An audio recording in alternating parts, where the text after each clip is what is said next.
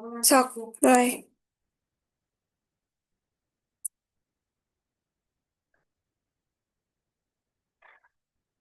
Assalamualaikum warahmatullahi wabarakatuh. Baik, sebelumnya teman-teman di sini kami dari kelompok satu kelas C ingin mempresentasikan hasil diskusi kelompok kami mengenai gangguan konsep diri. Nah, di sini kami yang beranggotakan ada saya sendiri, Nesa Febiola, dengan NIM 2301322. Kenalkan, nama saya Amelia Putri Gunawan dengan NIM 2308431. Perkenalkan, nama saya Dwi Andini Fauzia dengan NIM 2309556. Perkenalkan, nama Perkenal- saya Farid Multahadi dengan NIM 2307119. Perkenalkan, nama saya Nazir Ruspianda Ahmad dengan NIM 2304100. Boleh di next. Baik, di sini pengertiannya, gangguan konsep diri ditandai oleh perasaan rendah diri, ketidakpastian identitas, dan kesulitan bersosialisasi yang dapat memicu depresi dan kecemasan. Harga diri rendah menyebabkan ketidakpuasan terhadap diri sendiri, memengaruhi kesehatan mental, hubungan sosial, bahkan perilaku berisiko seperti penyalahgunaan zat. Pemahaman tentang gangguan konsep diri penting untuk intervensi holistik guna meningkatkan kesejahteraan. Oke, yang selanjutnya etiologi. Nah, gangguan konsep diri ini sendiri biasanya disebabkan oleh berbagai faktor. Salah satunya yaitu pengalaman traumatis seperti pasien sebelumnya mengalami kekerasan fisik, kemudian mengalami pelecehan atau kehilangan orang terdekatnya. Kemudian bisa juga dari faktor lingkungan keluarga, karena lingkungan keluarga ini adalah lingkungan yang paling dekat dengan klien. Seringkali lingkungan keluarga juga bukan berdampak baik dan juga memberikan dukungan, tetapi juga bisa menjadi salah satu sumber yang menjadi yang membuat pasien down dan juga mentalnya terkena. Biasanya keluarga ini tidak mendukung atau bahkan menolak gitu ya, apalagi pasien dengan gangguan konsep diri ini biasanya cenderung dianggap ke arah yang negatif. Kemudian ada kegagalan yang berulang kali. Nah, seringkali ini terjadi tanpa adanya apresiasi atau pengakuan sosial yang juga dapat menurunkan harga diri seseorang. Selanjutnya ada perubahan kondisi fisik. Nah, terutama yang terjadi secara drastis akibat penyakit atau tindakan medis. Nah, contohnya ini bisa seperti amputasi, kemudian operasi, atau penyakit kronis. Nah, juga dapat memicu harga diri rendah. Kemudian standar diri yang terlalu tinggi atau ideal diri yang tidak realistis ini juga dapat menjadi faktor pemicu terjadinya harga diri rendah.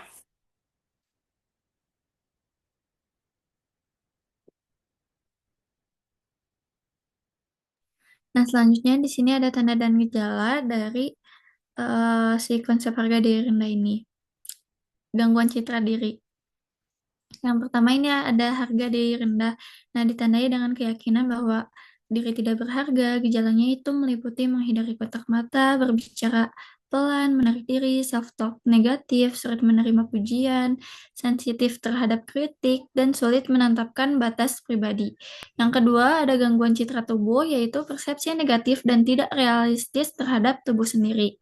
Ditandai dengan menghindari atau sering bercermin, tidak puas pada bagian tubuh tertentu, diet ekstrim, menarik diri, membandingkan diri dengan standar ideal, dan kecantikan saat dinilai secara fisik. Lalu yang ketiga ada kebingungan identitas, yaitu ketidakpuasan tentang siapa diri sebenarnya. Nah, gejalanya ini termasuk sering mengganti pandangan atau gaya hidup, merasa hampa, menyesuaikan diri demi diterima, tidak memiliki tujuan jelas, serta kesulitan menjalin hubungan dan kecenderungan perilaku beresiko. Yang keempat ada depersonalisasi, yaitu merasa terlepas dari diri sendiri atau dunia sekitar. Nah, individu merasa seperti menonton dirinya sendiri, dunia tampak tidak nyata, emosi tumpul, sulit mengenali diri, gangguan memori, dan takut kehilangan kendali atau kewarasan. Yang kelima ada peran yang tidak efektif, yaitu Kesulitan menjalankan peran sosial seperti sebagai orang tua, pekerja, atau pelajar ditandai dengan konflik, konflik atau rasa gagal, tidak puas, menghindari tanggung jawab, kinerja buruk, dan stres akibat eh, tekanan peran. Di next. Baik, selanjutnya di sini ada rentang respon. Rentang respon konsep diri menurut Stuart 2006 yaitu respon adaptif. Nah, respon adaptif itu mencakup konsep diri positif dan aktualisasi diri. Kemudian ke arah kanan yaitu respon maldatif. Respon maldatif atau respon yang negatif. Yang pertama itu ada HDR, kemudian kekacauan identitas, dan yang paling parah yaitu depersonalisasi. Boleh di next. Selanjutnya yaitu mekanisme coping. Mekanisme coping adalah salah satu cara yang dilakukan untuk beradaptasi terhadap stres, menyelesaikan suatu masalah, dan respon terhadap suatu ancaman. Pengkajian mekanisme coping yang digunakan penting untuk menilai respon emosi seseorang terhadap penyakit yang diderita atau perubahan peran seseorang, respon atau pengaruhnya dalam kehidupan sehari-hari, baik dalam keluarga. Bisa di next.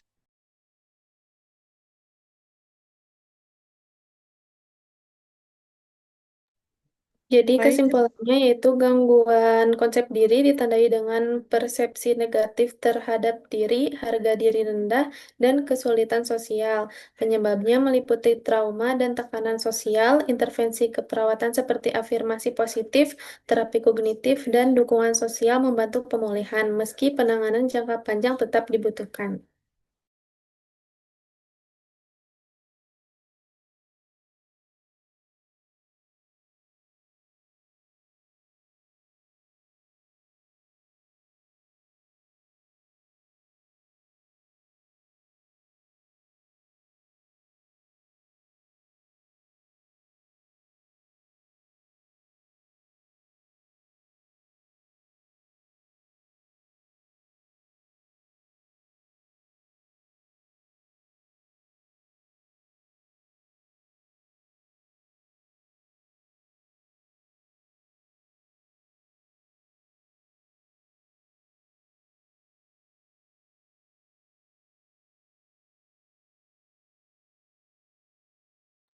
Baik, kasusnya yaitu Tuan R, seorang pria berusia 43 tahun beragama Islam, suku Sunda, dan latar belakang pendidikan S2 Teknik Mesin dengan IPK 2,8.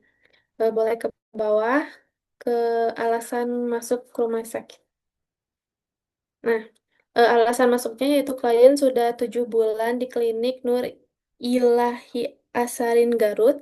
Pasien sering mengalami keegoisan dalam dunia pekerjaan dan mempunyai perbedaan opini yang kuat dengan anggota pekerja yang lainnya. Pasien masuk dengan gejala halusinasi perabaan. Pasien mengatakan ada sensasi memukul di kepalanya karena terlalu berpikir keras dan egois dalam dunia pekerjaan. Data saat dikaji yaitu pada saat dikaji klien merasa malu karena pada usia saat ini klien belum menikah dan pernah gagal dalam mencari dunia pekerjaan. Masalah keperawatannya itu harga diri rendah situasional. Bisa langsung ke analisa data.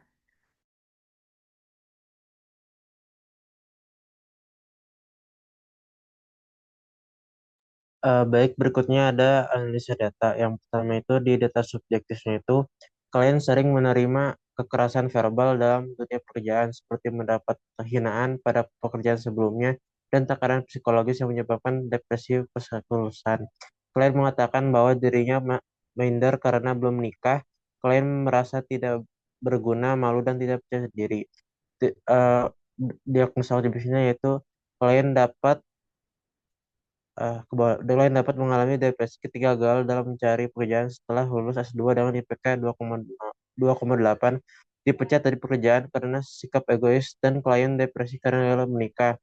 Untuk diagnosa keperawatannya itu D0086, harga diri rendah kronis. Yang kedua itu DS-nya Tuan R jarang berinteraksi dengan orang lain karena sifat egois dan ketidakmampuan membina hubungan sosial yang sehat. Klien cenderung menarik diri, jarang bicara, dan tidak aktif dalam kegiatan kelompok. DO-nya, klien tidak pernah aktif dalam kegiatan masyarakat. Klien tidak menyadari bahwa dirinya memisahkan diri dengan orang lain. Diagnosa keperawatannya itu D0121 isolasi sosial. Lalu yang ketiga, DS-nya klien berpenampilan kurang rapih, afek datar, suara pelan, interaksi minim, dan mampu menjawab pertanyaan dengan baik. DO-nya klien menggunakan pakaian kurang rapih, rambut klien tampak banyak ketombe. Diagnosa keperawatannya D0109 defisit perawatan diri. Lalu diagnosa keperawatannya ada D0086 harga diri rendah kronis berhubungan dengan kegagalan berulang ditanya dengan depresi, gagal dalam mencari pekerjaan, dan gagal menikah. Yang kedua, D0121 isolasi sosial berhubungan dengan ketidakmampuan berinteraksi dengan orang lain ditandai dengan ketidakaktifan dalam berhubungan dengan masyarakat. Yang ketiga, D0109 defisit perawatan diri berhubungan dengan penampilan kurang rapih ditandai dengan tidak mampu dalam berhias diri. Oke, selanjutnya ada intervensi yang pertama dengan diagnosa harga diri rendah kronis, kode D0086, SLKI-nya harga diri meningkat dengan kode L09069. Setelah dilakukan tindakan keperawatan 3 kali 24 jam, maka diharapkan harga diri meningkat dengan kriteria hasil, penilaian diri positif meningkat, perasaan memiliki kelebihan atau kemampuan positif meningkat, penerimaan penilaian positif terhadap diri sendiri meningkat, perasaan malu menurun, perasaan tidak mampu melakukan apapun menurun, meremehkan kemampuan mengatasi masalah menurun. Boleh ke atas lagi. Kemudian untuk psikinya, manajemen perilaku dengan kode I12463. Tindakannya yang pertama observasi, pantau ekspresi wajah dan perilaku nonverbal, catat pernyataan negatif tentang diri sendiri, kemudian terapeutiknya validasi perasaan klien tanpa menghakimi, kemudian latih teknik pernyataan positif, latih cermin untuk afirmasi positif, kemudian edukasinya ajarkan konsep diri dan cara meningkatkannya, kemudian kolaborasi, rujuk ke psikolog untuk terapi CBT. Boleh ke bawah lagi. Untuk diagnosa yang kedua yaitu isolasi sosial. Untuk SLKI-nya, keterlibatan sosial meningkat dengan kode L13116. Setelah dilakukan tindakan keperawatan selama 3 kali 24 jam, maka diharapkan keterlibatan sosial meningkat. Dengan kriteria hasil, minat interaksi meningkat, minat terhadap aktivitas meningkat, perilaku menarik diri menurun, dan juga efek merenung atau sedih menurun. Klik ke atas.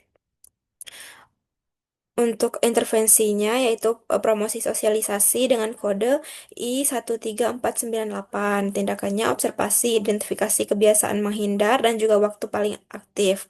Kemudian terapeutiknya kelibatkan klien dalam aktivitas kelompok bertahap. Contohnya mewarnai atau bermain game. Kemudian latih role play untuk percakapan dasar dan juga edukasinya ajarkan pentingnya hubungan sosial untuk kesehatan mental. Boleh ke bawah lagi. Untuk diagnosa yang ketiga yaitu defisit perawatan diri dengan luaran perawatan diri meningkat dengan kode L11103. Setelah dilakukan tindakan keperawatan selama 3 kali 24 jam, maka diharapkan perawatan diri meningkat dengan kriteria hasil, kemampuan mandi meningkat, kemampuan mengenakan pakaian rapi meningkat, dan juga minat melakukan perawatan diri meningkat. Dengan intervensi, boleh ke atas. Observasi yaitu pantau frekuensi mandi dan juga perubahan penampilan harian, kemudian terapeutiknya beri reinforcement positif terhadap kegiatan ADL yang dilakukan, kemudian gunakan jadwal perawatan diri yang jelas dan visual, edukasinya ajarkan manfaat menjaga kebersihan bagi harga diri, dan juga kolaborasinya libatkan keluarga atau teman dalam memotivasi perawatan diri. Boleh selanjutnya, bagian implementasi. Oke, di sini selanjutnya ada implementasi dan evaluasi keperawatan. Yang pertama, pada tanggal 5 April 2023 pukul 9, melakukan tindakan harga diri rendah kronis dengan satu memantau ekspresi wajah dan perilaku nonverbal setiap hari. mencatat pernyataan negatif tentang diri sendiri, memvalidasi perasaan klien tanpa menghakimi, dan mengajarkan konsep harga diri dan cara meningkatnya. Lalu pada pukul 9.40, melakukan diagnosa isolasi sosial, yaitu mengidentifikasi kebiasaan menghindari dan waktu paling aktif. Yang kedua, mengajarkan pentingnya hubungan sosial untuk kesehatan mental. Lalu pada pukul 10.40, melakukan tindakan dengan diagnosa defisit perawatan diri, yaitu satu, memantau frekuensi mandi dan perubahan penampilan harian, dan mengajarkan manfaat menjaga kebersihan bagi harga diri. Lalu evaluasinya, S-nya ini, pasien belum mengungkapkan perasaan atau perubahan sikap secara spontan. Pasien mengatakan bahwa ia sering merasa tidak nyaman saat bersama orang lain. Pasien mengaku jarang mandi karena merasa tidak penting. Objektifnya, pasien menunjukkan ekspresi wajah datar, perilaku nonverbal, dan minim. Respon pasien masih pasif dan pasien belum melakukan perubahan penampilan. Lalu hanya harga diri rendah kronis masih belum menunjukkan perubahan signifikan, pasien masih kesulitan mengekspresikan diri. Belum ada perubahan signifikan dalam perilaku sosial dan pasien menunjukkan kesadaran pentingnya kebersihan diri. Lalu P-nya melanjutkan observasi, ekspresi wajah, dan perilaku setiap hari. Lanjutkan implementasi keperawatan, lanjutkan edukasi mengenai manfaat hubungan sosial, dan pemantauan dan edukasi terkait kebersihan diri. Lalu tindakan pada tanggal 6 April, yaitu ada harga diri rendah kronis dengan memantau ekspresi wajah dan perilaku nonverbal setiap hari, melatih teknik pernyataan positif dan memfasilitasi latihan cermin untuk afirmasi positif. Lalu pada pukul 9.40, diagnosa isolasi sosial, yaitu melibatkan klien dalam aktivitas kelompok bertahap dan melatih role play untuk percakapan dasar.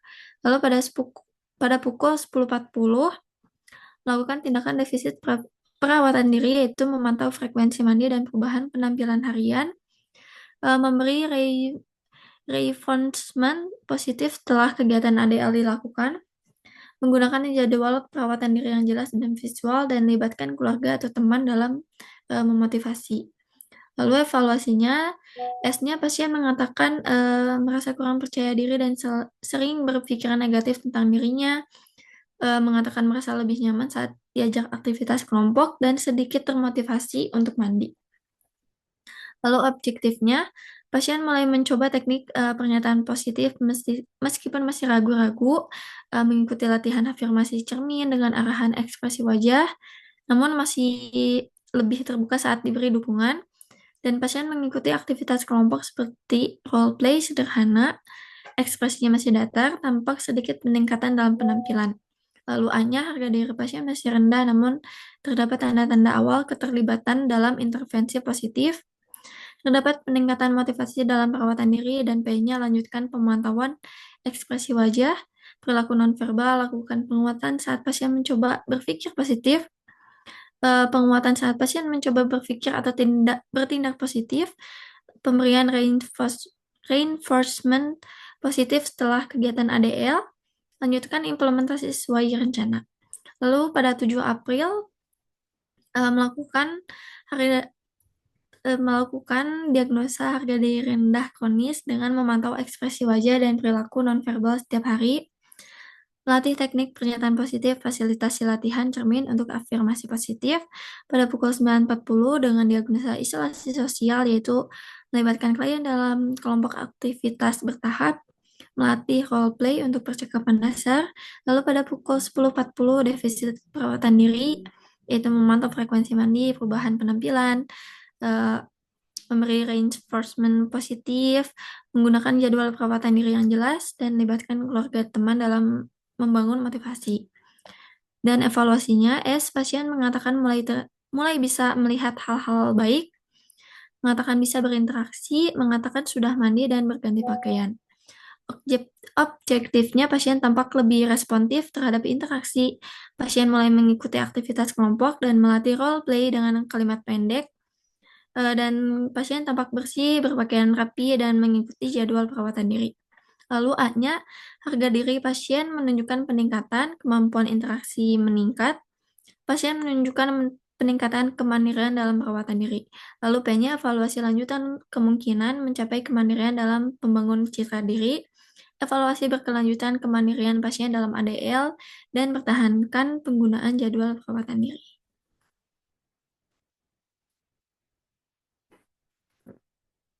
Mungkin sekian yang bisa kelompok kami sampaikan. Sebelumnya mohon maaf bila ada kesalahan. Assalamualaikum warahmatullahi wabarakatuh. Waalaikumsalam warahmatullahi wabarakatuh.